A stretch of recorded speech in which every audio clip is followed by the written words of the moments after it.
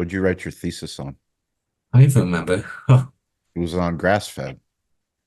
I mean, did you find my thesis online? You I told me. found your thesis online and it said it was Oh, so why grass-fed. don't you then you tell me what my thesis is about?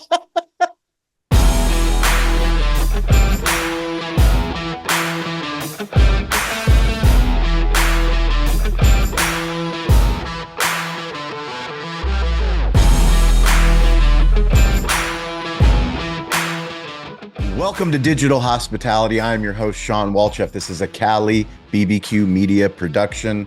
We believe that every business, especially brick and mortar businesses and restaurant businesses, need to be digital first. We also believe that every business is in the hospitality business, whether they know it or not. We started this crazy little show back in 2017 with a deep thesis that we were not alone as restaurateurs, that there were other crazy people out there in the world trying to take care of their communities, run great restaurants, serve great food, make great cocktails, and that technology could actually help us be more hospitable. So we've been on this journey for 7 years, interviewing the best of the best. And today I'm really excited because I get to talk to a chief operating officer of Vandalay Brands. His name is Josh Schonfeld. Josh, welcome to the show. Well, thank you for having me. Yeah. Let's start with Vandalay Brands. Give us high overview of what do you guys do in Chicago?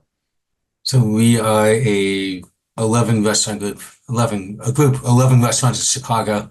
We started back in 2013 with some beach concepts on Montrose Beach and Ohio Street Beach, and we've grown to 10 to 11 different restaurants ever since, from fine dining to hanging out on the beach, all different kinds of concepts from Mexican to Neapolitan pizza to seafood and oyster bar. We have a brewery in Evanston brewing some of the best beer in the country. We've won several awards for our beer with the Great American Beer Festival and the World Beer Cup. So we do it all, from beach dining to brewing to fine dining to shucking oysters to making amazing burritos at our Mexican restaurant. We have it all here in Chicago. Yeah.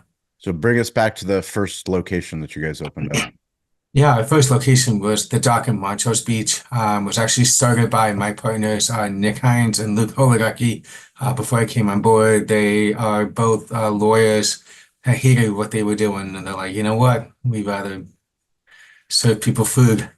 So they had this crazy idea to start the dock in Montrose Beach. There was never a restaurant on Montrose Beach, but it's one of the largest beaches in Chicago. It's got one of the only dog-friendly beaches in Chicago. And they went to the city with this crazy idea to start a beach bar. And surprisingly enough, the city approved it. And it's been going strong since 2011.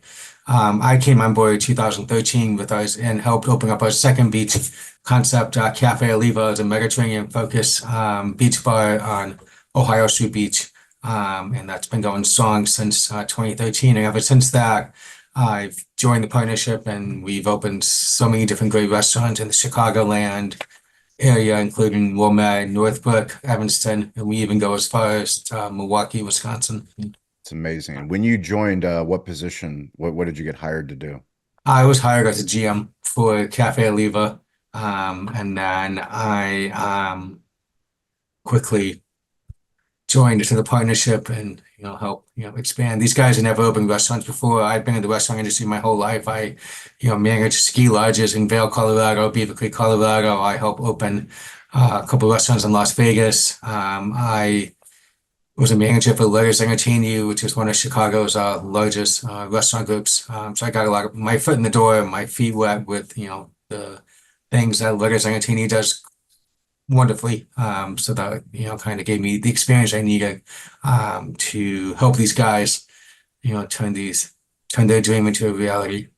So actually, I just spoke recently here in San Diego at the MERTEC Executive Summit for multi-unit restaurant technology, and I Mhm. ran into Jeff Alexander, who's the CEO of Wow Bao of the Lettuce Okay. Menu. Okay. Wonderful. Yeah. Yeah, Okay. we did a video together. We actually we met during, the happy hour pre-welcome reception. We started talking about, owner, operator, managers, like key moments in hospitality. And Hmm. something that we both had a laugh about was that there's this moment in hospitality where you go from having all the responsibilities, all the keys.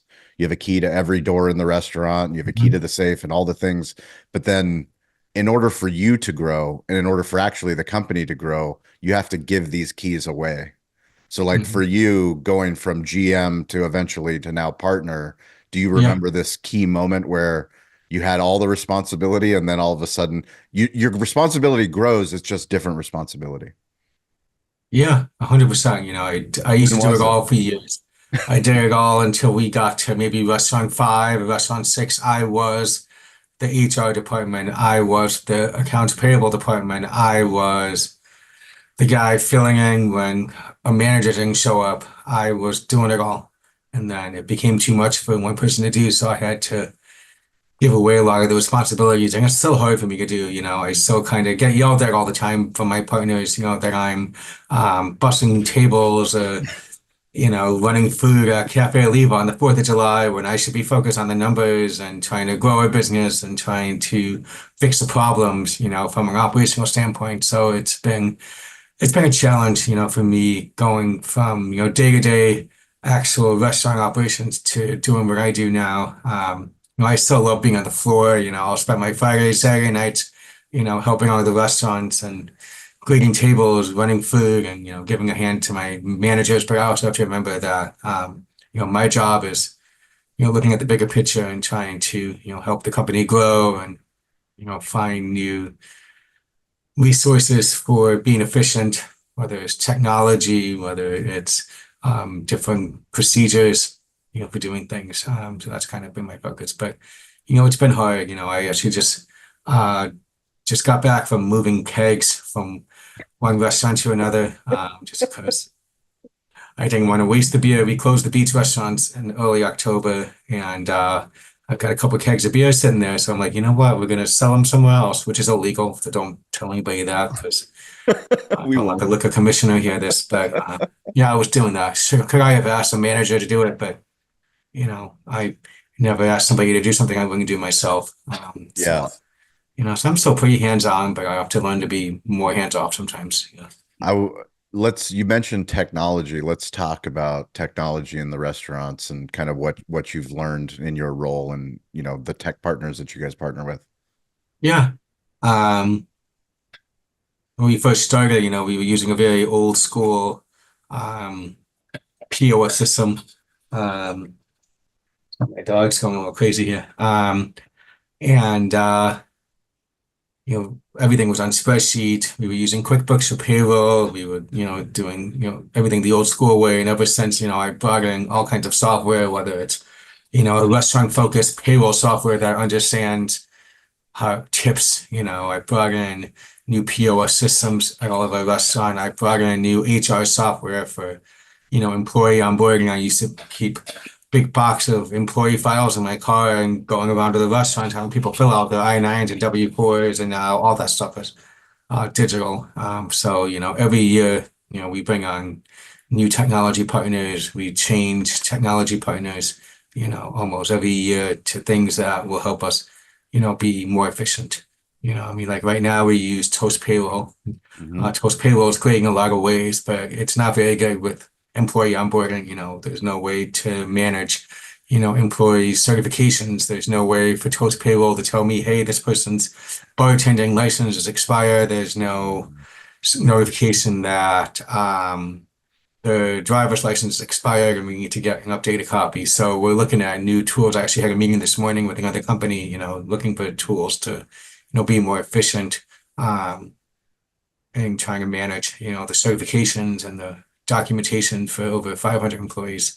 So I'm constantly trying to see, there's a lot of tech gurus out there that understand the restaurant business, understand how hard it is to keep track of all different types of data, certifications. We got sexual harassment certification, we got food handlers, we got the bartending license, we got the allergy certification, and some of them are good for a year, some of them are good for 3 years, some of them are good for, 5 years. And it's a lot to manage when you have 500 employees. So I'm always looking for ways to streamline that, make it, easier for our team to, manage that. Because the last thing we need is the liquor commission come in and our bartenders aren't licensed. And it's very easy for that to happen if we're not keeping track of, these different things on a regular basis. So one of the things that we've done with digital hospitality is we've started working with our tech partners and our sponsors like F3 Technologies, who sponsors this show. Dan Diaz, he made the introduction because these are people that have boots on the ground that are helping run the best restaurants on earth. And if they make a recommendation of who should be on this show, as soon as I looked up who you guys were, I'm like, oh my God, absolutely. Let's get them on the show. Can you share, why do you guys work with F3 Tech and what have they done for your restaurant group? They're Chicago based. It's funny, Toast, when the pandemic hit, Toast, which was our POS provider, laid off pretty much half of their tech support and all their employees. And that's how F3 was started. F3 was a collaboration of old tech gurus from Toast that got together and started this, great company. So we've got these experts from Toast. And then Toast would go like 6 months later because everybody was switching to Toast because they wanted online ordering, they wanted curbside pickup, people couldn't go inside restaurants, so they wanted the software that, Toast has to text people when the order is ready. They wanted the order and pay at the tables, and Toast had all that technology. So they made a big mistake of, letting all these people go, and then hundreds and hundreds and hundreds of restaurants switched to Toast during the pandemic in order to have these capabilities of, doing all these different things from contactless to curbside to online ordering to integrations with, Uber Eats, DoorDash, Grubhub. Yeah. And so what I love about F3 is their knowledge of Toast and the problems that we have on a day-to-day basis. I hate picking up the phone. I hate calling 800. Like, I have 10 restaurants on Toast. I'm an expert on Toast. Yeah. I know more than their level 1, their level 2, and their level 3 experts. So I hate picking up the phone, calling an 800 number, being number 17 in line. I think I'm talking to somebody in the Philippines that doesn't speak any English and has no idea what I'm talking about. Like, if I'm calling Toast, I need real help. It's something that I've never dealt with before, and I really need actual help. And all the guys at F3 know their shit. They know everything about Toast. They know the challenges, the one-off situations that come up, the weird situations that come up, the crazy situations that come up, how to fix these things. And they've been instrumental in helping us manage our network, and they're great. They have a text phone number. You text them and be like, hey, something simple, my printer's offline, it's not working. They text back with a response within minutes and we're back online. They are just great in that regard.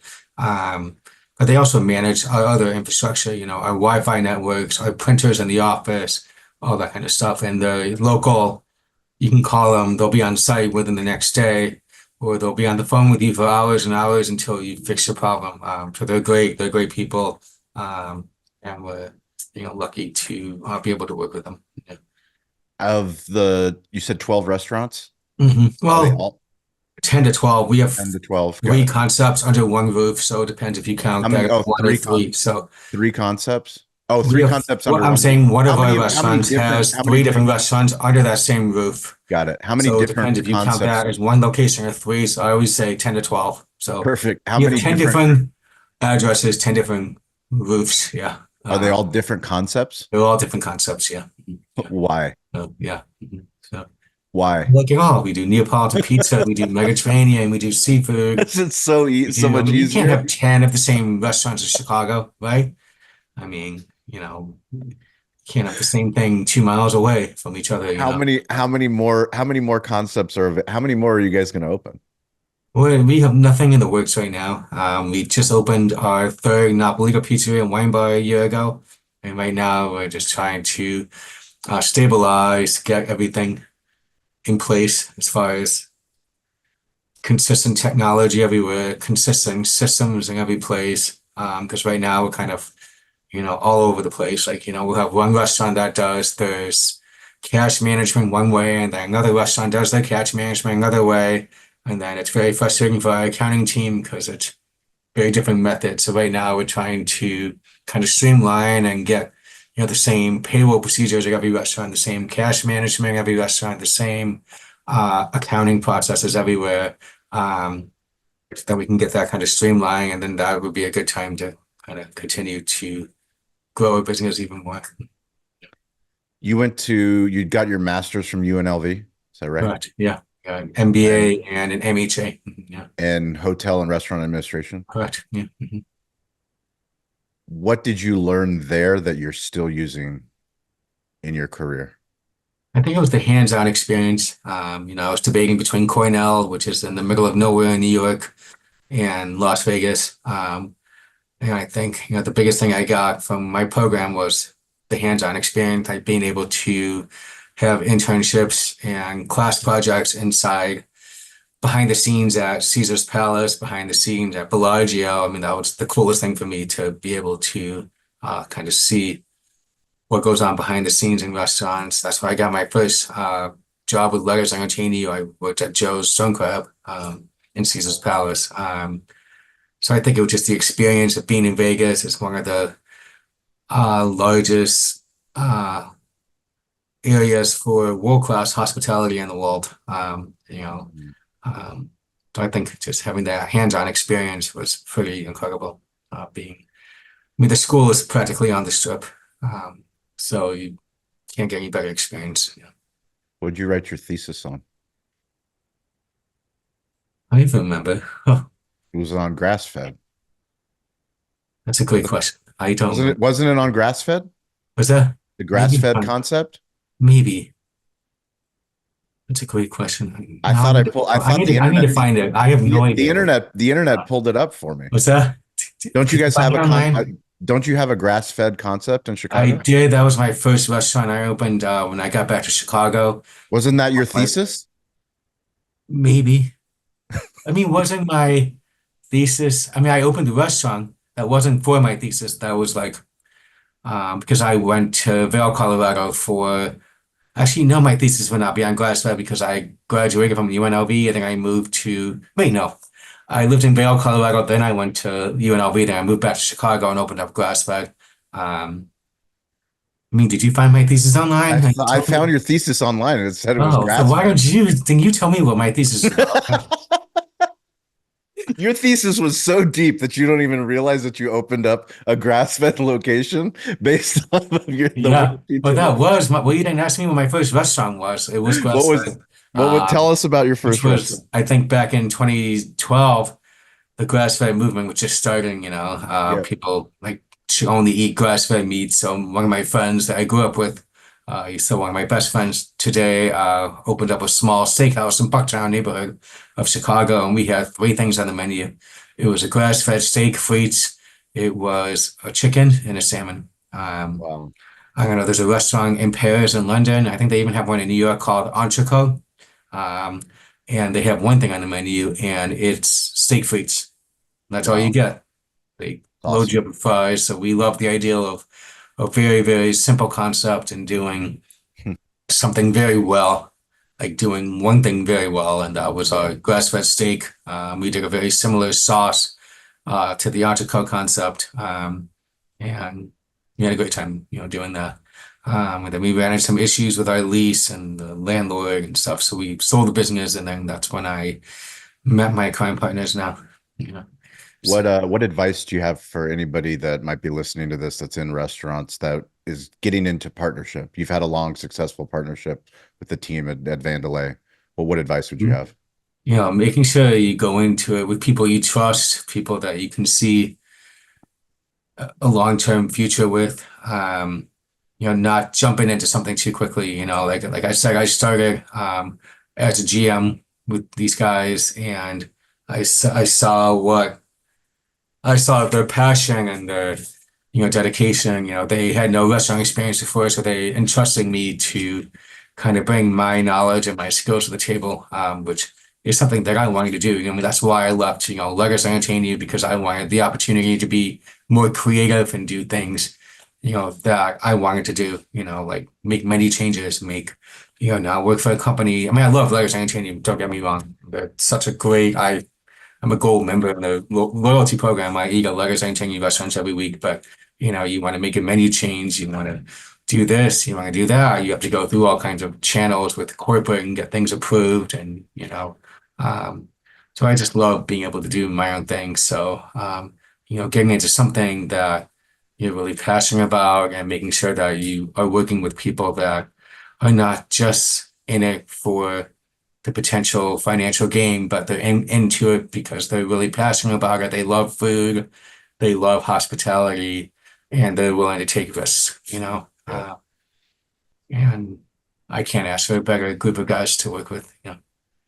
That's awesome. Yeah, if you guys are listening to this show, we would love for you to join us on LinkedIn. On LinkedIn, you can follow Cali BBQ Media. We host 2 live shows every single week on Wednesday and Friday, 10 a.m. Pacific time, 1 p.m. Eastern time.